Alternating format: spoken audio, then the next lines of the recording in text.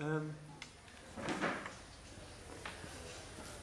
See, because we start with these subjects, psychology, philosophy, it is probably good to have first start from the outside, the most concrete definition of how these sciences at present work. So then if you look at psychology, or the psychological domain as a whole, there are a number of entirely different ways of arriving at knowledge, just on the outside. The first one is perhaps to start with some kind of scripture and interpret that. This was traditional in the religions, obviously, where the text was something given from some divine source, whatever, and then interpreted by whatever competent authority is there. Highly unpopular in science, except in the humanities, for literature, where it is still used, and the other field where it is still used is in psychoanalysis, where the text is basically the free association of the patient. It's problematic because it is very difficult to get very clear about the quality and the sources of the interpretation. So scientifically there is a problem with this methodology, but it is used, you cannot avoid it. The second one is the good old positivist stuff, where you assume that there is an objective reality outside of us and that we can know this. And philosophically this is a difficult to maintain position, but almost the entire bulk of scientific research is based on this, both in the hard sciences and in psychology. In psychology, this has led obviously to behaviorism and a completely external view of what psychology is about. Then the third one, which is mainly popular in sociology and the social sciences, but increasingly also in psychology and in education and so on, that is the social constructionism and constructivist schools, where you presume that knowledge is basically constructed. There is obviously a truth in that, in the sense that the way we deal with knowledge, we formulate it, and the way we formulate it is obviously heavily influenced by society, power, economics, and our inner psychology. The difficulty with this is that if knowledge is entirely constructed, then it's also entirely arbitrary. So in the end, everything goes, as long as there is a consensus about it. So it is a very dangerous proposition and highly unpopular among the hard scientists. Then the last one is personal experience. That is an area where science really doesn't get anywhere, so far, at least not very far. And to dig out that last half, I'll use a few minutes to start with a division of different methods of knowing things that Schiobindu makes in a very interesting chapter in The Life Divine called Knowledge by Identity and Separative Knowledge. And can I use these on the board? He distinguishes basically four of them.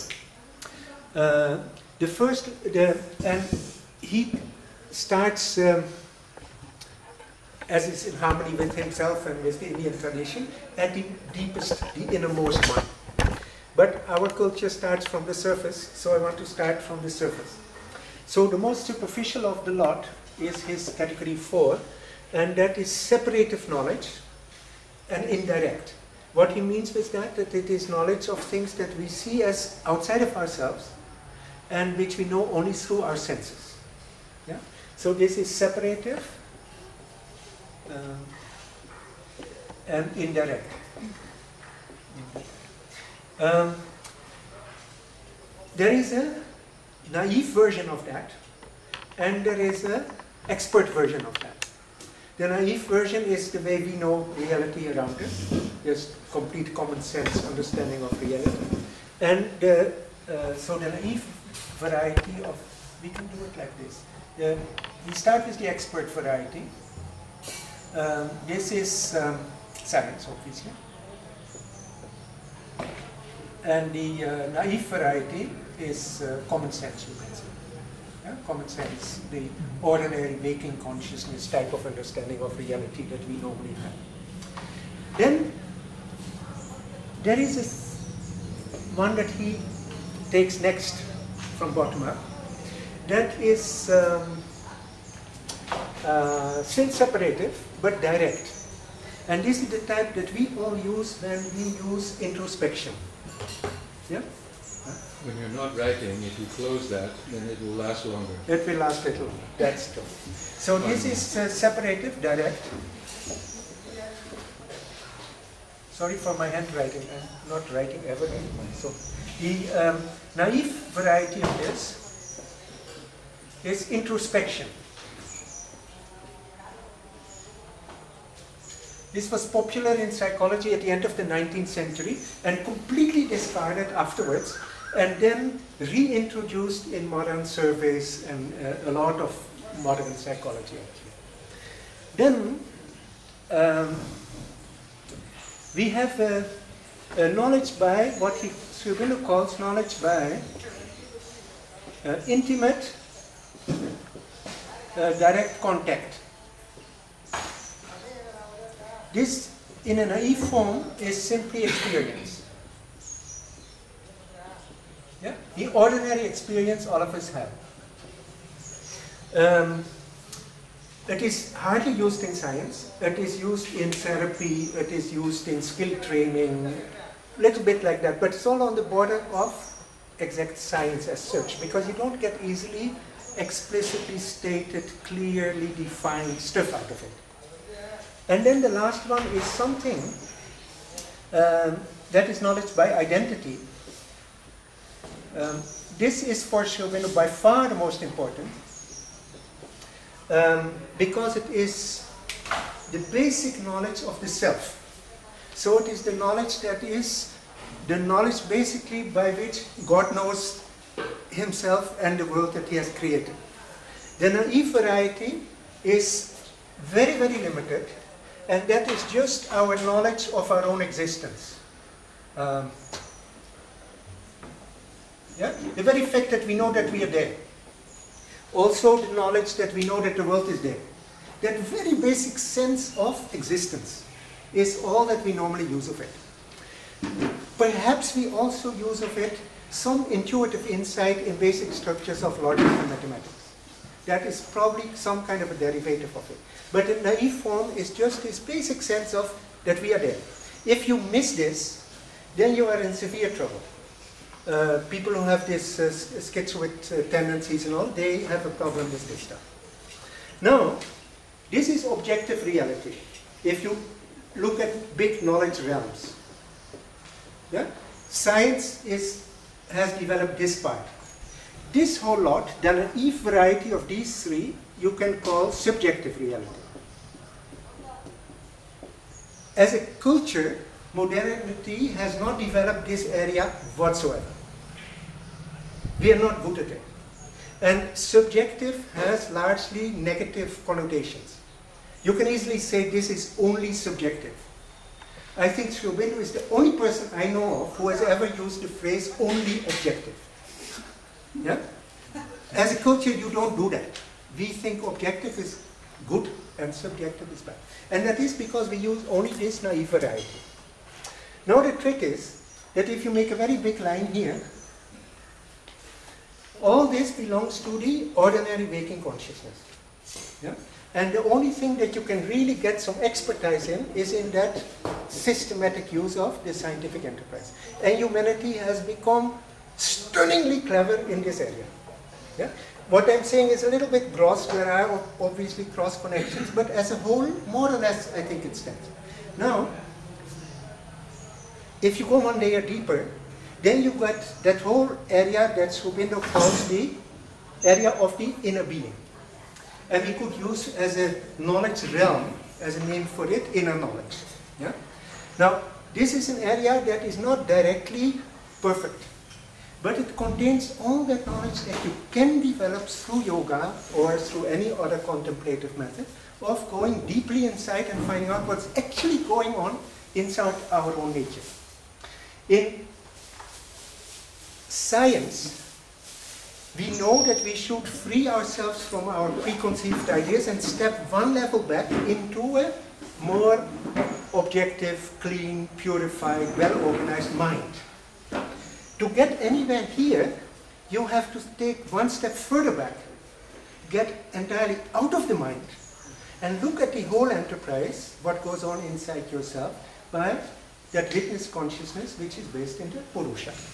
So basically the whole yogic science does something similar to what ordinary science does, but it takes it one step further, because it doesn't work within the mind, but it steps back from the mind, and then has kind of as objective a vision of what happens inside ourselves as science has of the world outside. There you look at physical reality basically with your mind. Here you look at mind with the Purusha. Yeah? So the first part of this whole story is again that third form, that separative direct knowledge. And we use the, you can say the expert variety of it, and that is that witness consciousness. The Purusha-based plain witness. Yeah?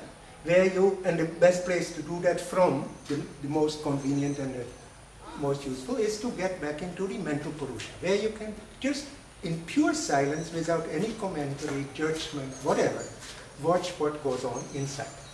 You're saying separative direct knowledge. Can you it's very interesting, the term.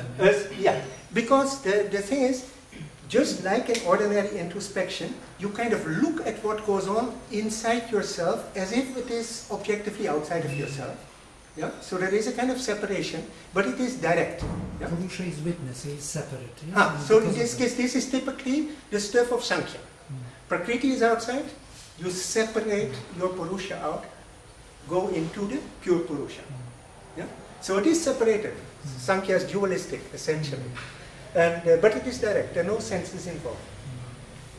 So it is an expert variety of that separated direct knowledge. Then the second one, the other part that belongs to the inner knowledge realm, is the knowledge by intimate direct contact. Sorry, my handwriting is really hopeless. Indirect, what am I saying? Intimate direct contact. Now, this is very interesting because Sri Aurobindo describes it more or less as our ability of our consciousness to interact directly with the consciousness of others, you can say. Yeah? It is not really others, but we identify with our consciousness, but we can get into the consciousness of other people, of things, of knowledge structures, anything. But there is a sense of that what you know is not fully yourself, but it is kind of indirectly known. Yeah? So it is very direct, it is much more intimate. You have much more a sense of I'm just watching myself. But there is a sense also of some kind of I and thou remains. Yeah? So through this knowledge you can know what another person thinks by being so closely with him that you simply know what he thinks. Yeah? And clearly you can do this also with knowledge structures, with big events, all kind of stuff. Yeah? You have to go into that Purusha stuff, but you don't stay anymore completely outside of reality, but you participate with it in a very intimate, direct way. Then the last one is this is you can call the realm of really of Vijja, of knowing by being it. Yeah? That's the knowledge that comes entirely from within. That is the knowledge you basically can only have about the divine, whatever. Yeah? The things that are so obviously entirely true that there is no chance of any confusion. So now we have, so this is, are you ready? Vijja, whatever. So the whole idea is that there is a kind of, we have now 8 types of knowing that have a plain gradient from completely on the surface, what science does, to perfection. Then we have this whole bunch of muddle, which is our normal subjective knowledge, which is utterly confused, and that science is very hesitant to deal with it, is fully reasonable. Yeah? And psychology deals with it by using statistics and correlations and all kind of things which are actually needed to compensate for the lack of reliability and relevance of the original knowledge involved. And then you have this whole stuff which really belongs to mysticism traditionally, and which can be developed rigorously by the methods of jnana yoga, ethical yoga, whatever you want. So all these are needed to study psychology. Yeah? The objective one can be used for the physical correlates of consciousness in our brain, of the mental activities in our brain. It can be used for population surveys. It can be used to objectively assess where an individual is placed on a certain scale that belongs to the big population. Concrete stuff, useful to measure, to be precise. Sri-Aurobindo very often used this kind of stuff to check whether, for example, his visions were correct. Whether he had in the vision a time frame that someone would come and bring tea at 3 minutes past 5, whether the fellow would actually come at 3 minutes past 5, or at 2 minutes, or at 5 minutes, and then why there was a difference, if there was. Yeah? So he used this extensively. And then we have these other 3. And most likely this is also the level from where we really have the intrinsic knowledge of basic logical structures. The basic truths of reality comes all from here. So according to Sri-Aurobindo, all real knowledge actually comes from here and penetrates there. So the proposal for psychology is to focus on this area and use all the techniques of yoga to get less prejudiced, less ego-bound, less limited to the outer senses, and open more to the knowledge that comes from here. And obviously it comes from above, it doesn't come from below. So we should have turned it around, but then our cultural bias is to start from the near to the far.